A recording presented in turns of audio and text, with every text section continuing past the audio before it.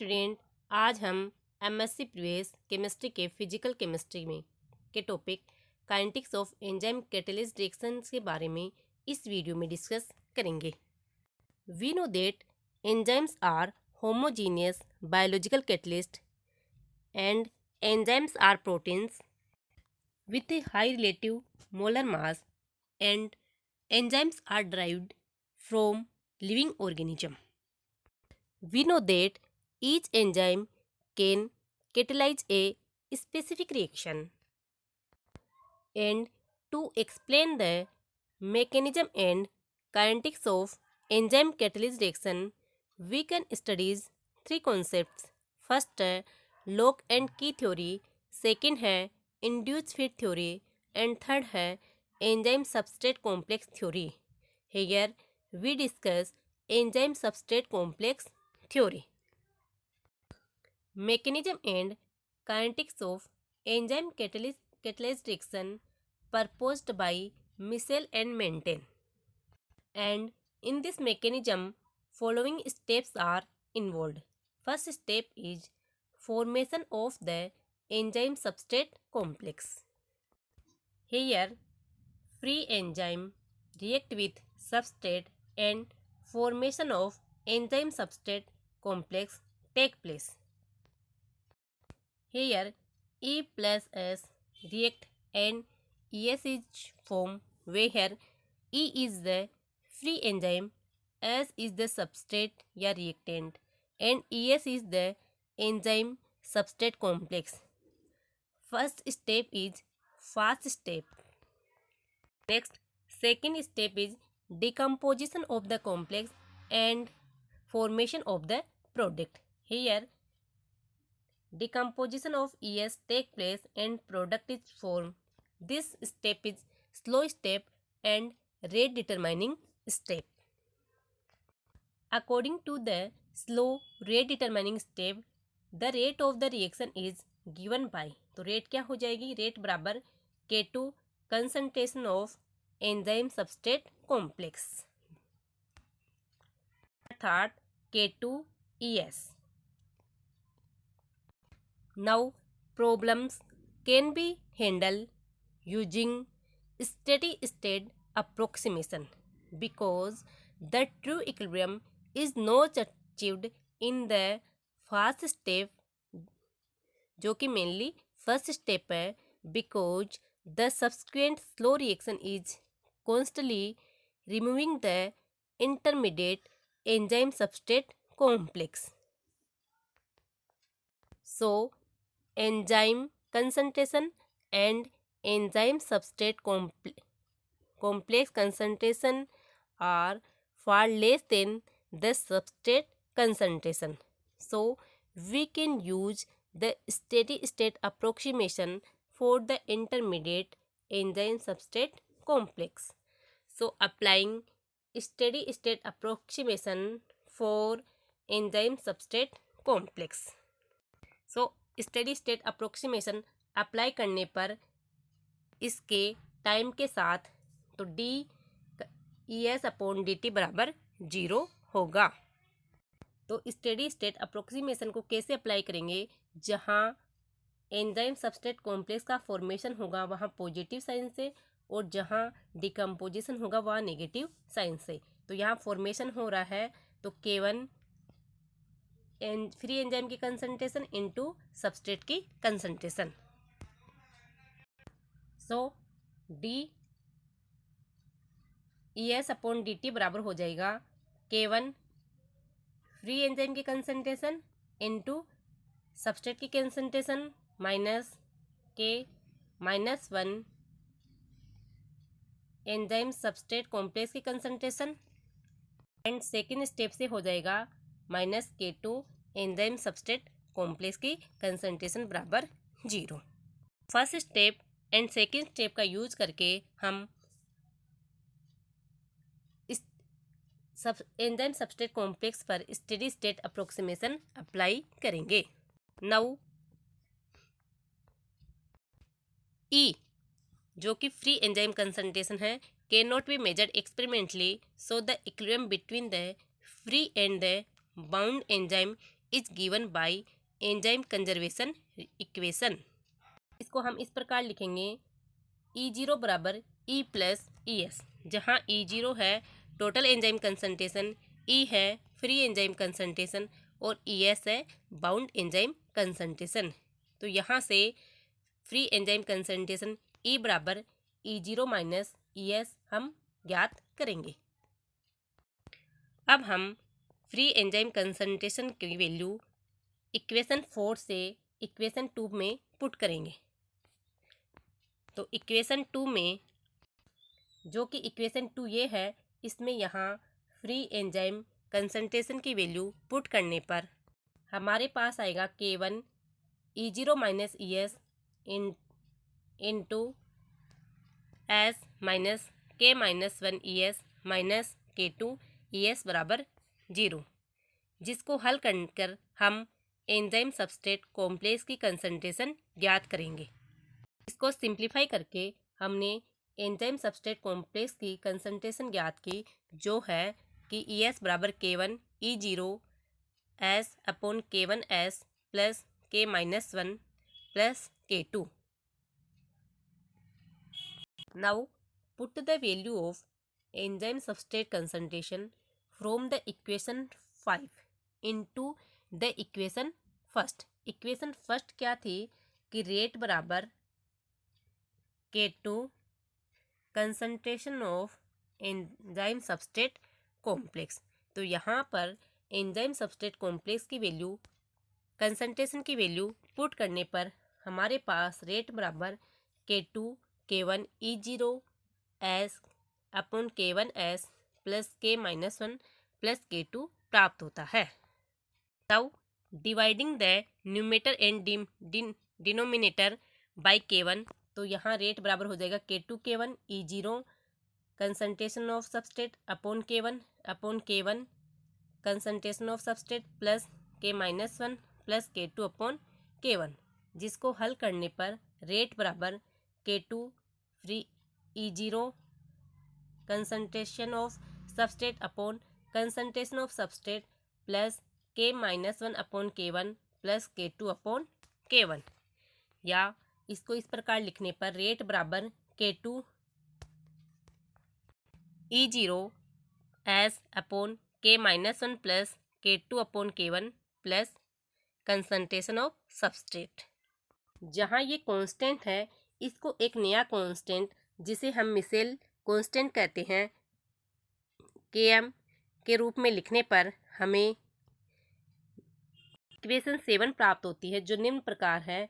Rate बराबर K2 E0 S upon Km plus S, और यह इक्वेशन 7 को ही हम मिसेल मेंटेन इक्वेशन कहते हैं, जो कि एंजाइम कैटलिस्ट रिएक्शन की काइनेटिक्स या मैकेनिज्म को शो करती है, काइनेटिक्स को शो करती है या उसकी रेट को शो करती है।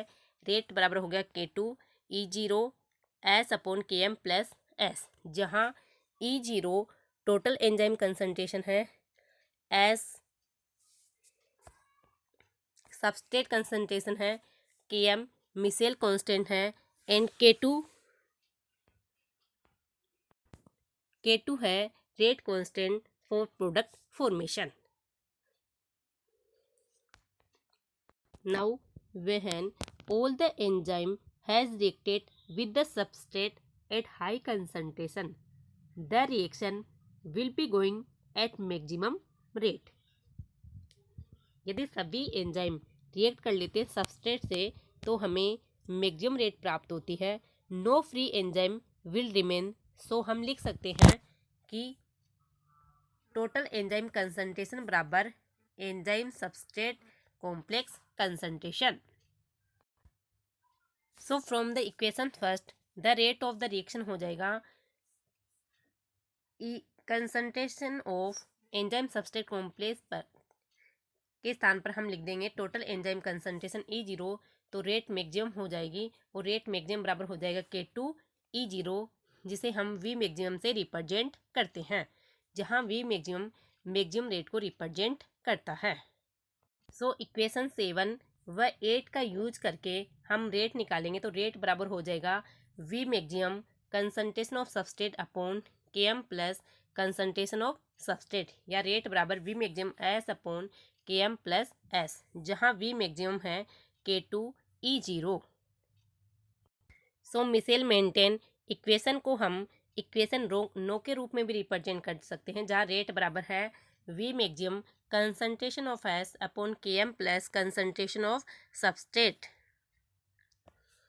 यानी रेट बराबर V maximum S upon Km plus S, जहाँ V मैक्सिमम बराबर है K2E0। Here two case arises। First है कि if Km is very very greater than concentration of substrate, so that substrate concentration can be neglected in the denominator। so in equation 9 थे, तो equation 9 में इसकी concentration को हम neglect मान लेंगे, तो हमें रेट बराबर V maximum S upon Km प्राप्त होता है, जिससे स्पष्ट है कि रेट सबस्ट्रेट की कंसंट्रेशन के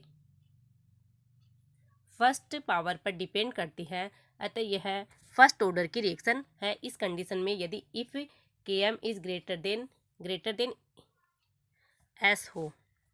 सेकंड कंडीशन है if S is greater than Km हो, अर्थात concentration of substrate is very very greater then हो मिसेल कांस्टेंट, तो इस कंडीशन में हम मिसेल कांस्टेंट को डिनोमिनेटर में नेगलेक्ट मान लेंगे, तो इक्वेशन 9 से रेट बराबर V मैक्सिमम प्राप्त होगा, जिससे स्पष्ट है कि जो रेट है वो सबस्ट्रेट की कंसंट्रेशन पर डिपेंड नहीं करती है, यानी जीरो पावर पर समानुपाती होती है सबस्ट्रेट की, अतः यह जीरो ऑर्डर की रिएक्शन है। तो यदि Km is greater than very very greater then हो ऐसे, तो इस कंडीशन में तो फर्स्ट ऑर्डर रिएक्शन, और यदि S यानी concentration of substrate is very very greater than Michaelis constant हो, तो इस कंडीशन में हमें जीरो ऑर्डर रिएक्शन प्राप्त होती है। एक मोस्ट इम्पोर्टेंट है, यदि Michaelis constant and substrate of concentration equal हो, तो फ्रॉम इक्वेशन 9 से हमें रेट बराबर V मैक्सिमम बट्टा 2 प्राप्त होता है। तो इससे स्पष्ट है कि यदि Michaelis constant is equal to the concentration of substrate, तो in this condition the rate of the formation of product is half of the maximum rate obtained at high concentration of substrate। so if हम rate तथा concentration of substrate में एक graph plot करें, तो हमें इस प्रकार का ग्राफ प्राप्त होता है, जहाँ पर ये V मैक्सिमम को दर्शाता है, और ये जो ढाल है वो तो रेट बराबर V मैक्सिमम जीरो ऑर्डर को प्रदर्शित करता है, और ये जो कर्व है वो रेट बराबर V maximum concentration of substrate upon Km first order को रिप्रेजेंट करता है, तथा जहाँ Km concentration of substrate Michaelis constant के बराबर है, वहाँ पर रेट होगी V मैक्सिमम बट्टा 2। तो ये kinetics of enzyme catalysis reaction को प्रदर्शित करता है, जिससे हमें जीरो ऑर्डर रिएक्शन तथा फर्स्ट ऑर्डर रिएक्शंस के एंजाइम कैटालाइज रिएक्शन के जीरो ऑर्डर रिएक्शन तथा फर्स्ट ऑर्डर रिएक्शन का पता लगता है कि किस कंडीशन में जीरो ऑर्डर रिएक्शन होगी और किस कंडीशन में फर्स्ट ऑर्डर रिएक्शन होगी। नेक्स्ट, मिसेल कांस्टेंट Km को हम डिटरमाइन कर सकते हैं 2 मेथड से। फर्स्ट है लाइन वीवर बुर्क मेथड, और सेकंड है एडी होफ सीट मेथड। तो फर्स्ट है लाइन वीवर बुर्क मेथड, चूँकि we know that rate of formation of product बराबर V maximum S upon Km plus S, तो हम इसको 1 अपॉन रेट की फॉर्म में लिखेंगे, तो 1 अपॉन रेट बराबर Km plus S upon V maximum S, और इसको हल करने पर 1 अपॉन रेट बराबर Km V maximum S plus 1 upon V maximum.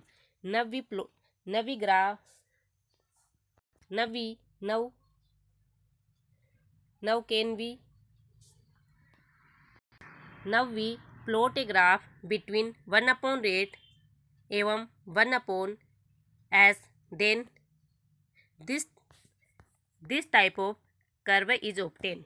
तो 1 upon rate y एक्सिस पे and 1 upon S x axis पे लेने पर इस प्रकार का ग्राफ प्राप्त होता है जिसका slope Km upon we maximum है तथा इंटरसेप्ट 1 अपॉन वी मैक्सिमम है। सो इंटरसेप्ट के द्वारा हम वी मैक्सिमम निकाल सकते हैं और वी मैक्सिमम की वैल्यू स्लोप बराबर Km अपॉन वी मैक्सिमम में पुट करके हम Km की वैल्यू निकाल सकते हैं। इस प्रकार लाइन वीवर बुर्क मेथड के द्वारा हम मिसेल कांस्टेंट को डिटरमाइन कर सकते हैं। ईडी होपसिट मेथड, इसमें रेट बराबर, चूंकि वी नो दैट रेट बराबर V maximum S upon Km plus S, इसमें रेट अपॉन एस एवं इसमें रेट अपॉन एस को आर के अगेंस्ट प्लॉट किया जाता है और हमें एक स्ट्रेट लाइन प्राप्त होती है। तो इसको हल करने पर हमें